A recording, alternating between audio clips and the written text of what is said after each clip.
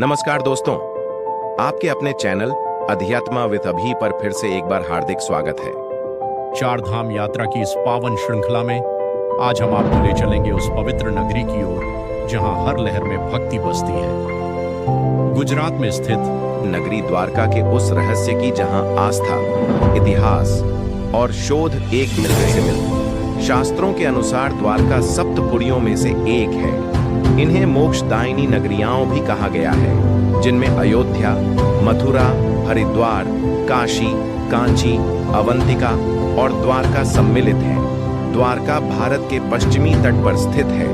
इसे भारत का प्रवेश द्वार भी कहा जाता है। द्वारका का अर्थ है द्वारों वाली नगरी, क्योंकि कहा जाता है कि इस नगर के चारों ओर ऊंचा प्रकोटा और अनेक द्वार थे। शास्त्रों में वर्णन आता है कि कंस के वध के बाद उसके ससुर जरासंध ने मथुरा पर 17 बार आक्रमण किया, जिससे मथुरा वासियों को बार बार जन और धन की हानि हुई। यदुवंशियों की रक्षा के लिए भगवान श्री कृष्ण ने समुद्र तट पर स्थित कुशस्थली नामक स्थान को चुना और वहां एक नई नगरी बसाई, जिसे आगे चलकर द्वारका कहा गया।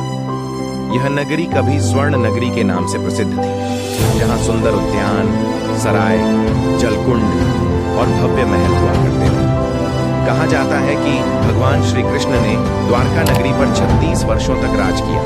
वर्तमान द्वारका दो भागों में विभाजित है। एक है गोमती द्वारका और दूसरा है बेट द्वारका।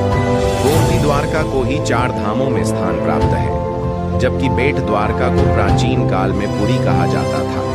द्वारका में शंकराचार्य की गद्दी और शारदा पीठ मठ भी स्थित है, जिसके कारण इस नगरी का धार्मिक महत्व और भी बढ़ जाता है। समय के साथ यदुवंश में अहंकार और अधर्म बढ़ने लगा।